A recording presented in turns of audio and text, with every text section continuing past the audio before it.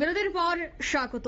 থাইল্যান্ডে রয়েছেন প্রধানমন্ত্রী মোদী, অর্থাৎ ব্যাংককের এই সফরকে কেন্দ্র করে কিন্তু প্রত্যেকেরই নজর রয়েছে। তবে যে ছবি ইতিমধ্যে প্রকাশ পেয়েছে, সেই ছবিতে দেখা যাচ্ছে যে প্রধানমন্ত্রী মোদী এবং ইউনূস একসাথেই বসে রয়েছেন। মোদী ইউনূসের ছবি এবার সোশ্যাল মিডিয়ায় প্রকাশ্যে। থাইল্যান্ডে নৈশ ভোজের দৃশ্য, বিমস্টেকের পার্শ্ব বৈঠকে মোদীর সঙ্গে আলোচনায় বসতে পারেন তারা। ভারতের তরফে সরকারিভাবে ঘোষণা না হলেও সম্ভাবনা কিন্তু রয়ে গেছে।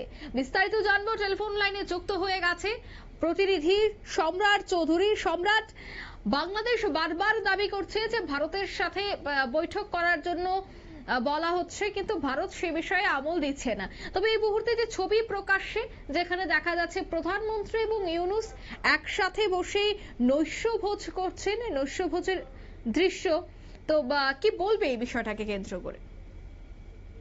প্রথম কথা হচ্ছে গিয়ে ছবিটি কোনো নৈশভোজের দৃশ্য নয়, এটি একসঙ্গে নৈশভোজের কাছাকাছি কোনো সময় একটি কোথাও একসঙ্গে বসার দৃশ্য, যেখানে ইউনূস এবং প্রধানমন্ত্রী নরেন্দ্র মোদীকে একসাথে বসে থাকতে দেখা গেছে। দেখো, বাংলাদেশের যে বর্তমান সরকারের তত্ত্বাবধায়ক সরকারের প্রধান রয়েছেন ডক্টর ইউনূস কিন্তু দীর্ঘদিন ধরেই ভারতের প্রধানমন্ত্রী নরেন্দ্র মোদীর সঙ্গে দেখা করার একটা চেষ্টা করছেন এবং এই বিষয়ে তিনি ঘোষণা আবেদন জানিয়েছেন, কিন্তু এখন পর্যন্ত ভারতের তরফে এই বিষয়ে কোনো সিদ্ধান্ত নেওয়া হয়নি।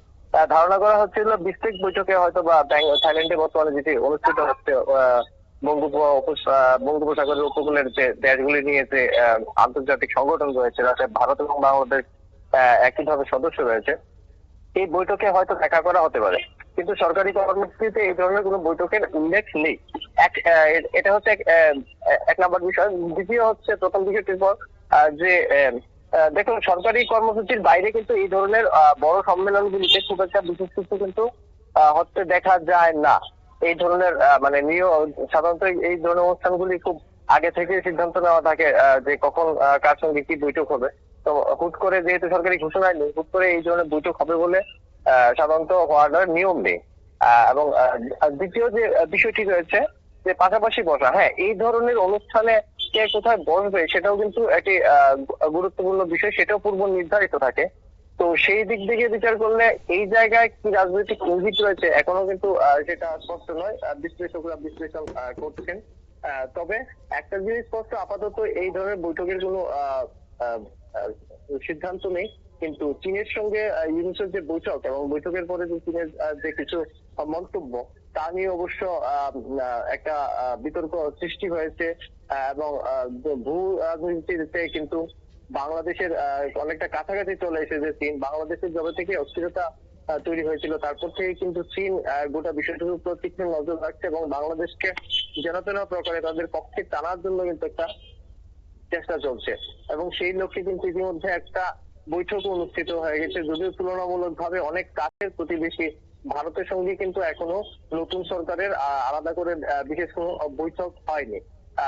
এইদিকে সীমান্ত নিয়ে তো ভারত বাংলাদেশের মতো সমস্যা কিন্তু দিন দিনই কিন্তু বাড়ছে, যেগুলি ধরো আজ থেকে কয়েক বছর আগেও এই ধরনের সামান্য বিষয়ে যে ঝামেলাগুলি, সেগুলি লক্ষ্য করা যেত না। সব মিলিয়ে দুদেশের সম্পর্ক নিয়ে দুদেশের নাগরিকদের মধ্যে উৎকণ্ঠা রয়েছে। হ্যাঁ, বিমস্টেক সম্মেলন পর্যন্ত, সম্মেলনের শেষ পর্যন্ত অবশ্যই এই বিষয়ে একটা ইতিবাচক ইঙ্গিত অবশ্যই পাওয়া যাবে বলে কিন্তু আশা করছেন রাজনৈতিক মহলের যারা বিশ্লেষক রয়েছেন, বিশ্লেষকরা। অঙ্কিতা, ধন্যবাদ তোমাকে। অর্থাৎ ইতিমধ্যে যে শেষ আপডেট পাওয়া গেছে, রাজনৈতিক পালাবদলের পর প্রথমবার এই মুহূর্তের যে খবরের দিকে অবশ্যই নজর রাখতেই হচ্ছে, যে দ্বিপাক্ষিক বৈঠকে কিন্তু বসলেন প্রধানমন্ত্রী নরেন্দ্র মোদী এবং বাংলাদেশের অন্তর্বর্তী সরকারের প্রধান মোহাম্মদ ইউনূস, এবং বিমস্টেক সম্মেলনের ফাঁকে মুখোমুখি হলেন দুই রাষ্ট্রপ্রধান। চীনের সঙ্গে ঘনিষ্ঠতা বাড়াচ্ছে ইউনূস, এবং চীন সফরে গিয়ে ভারতের উত্তর পূর্বের রাজ্যগুলি নিয়ে বিতর্কিত মন্তব্য করেছিলেন তিনি। এখনো উত্তপ্ত পরিস্থিতিতে কিন্তু ইউনূসের সঙ্গে প্রথম দ্বিপাক্ষিক বৈঠকে বসলেন মোদী, এবং সে সংক্রান্ত আপডেট নিয়ে আমরা কিছুক্ষণের মধ্যে আসছি। নিয়ে নিচ্ছে ছোট্ট একটি বিজ্ঞাপন বিরতি।